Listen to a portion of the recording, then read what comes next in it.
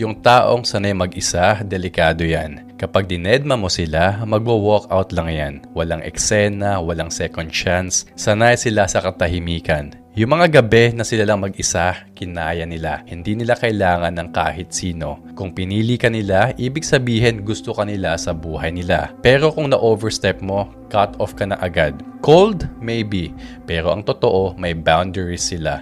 At hindi sila natatakot gamitin yon. Try mo silang i-manipulate, threaten na aalis ka, bubuksan pa nila yung pinto para sa'yo. Hindi dahil sa wala silang pakialam, kundi kasi hindi nila kailangan habulin yung mga taong hindi para sa kanila. Kasi alam nila, better to lose a person than to lose yourself. Hindi sila nag-chase, hindi sila nanghihingi. Pinapangalagaan nila ang peace of mind nila. Dahil pinaglaban nila to ng matagal na panahon. At kapag ang tao ay kontento na sa sarili niya, wala kang magagawa. Wala kang power sa taong buo na mag-isa pa lang. Hindi sila natatakot maging mag-isa. Pinapahalagahan nila yan. Marami na silang pinagdaanan at nalampasan. Hindi sila bitter, totoo lang sila sa sarili nila. Kasi kapag pinili ng tao ang respeto sa sarili kaysa sa drama at gulo, kapag pinili niya ang peace kaysa sa toxic na companionship, that person becomes powerful and dangerous.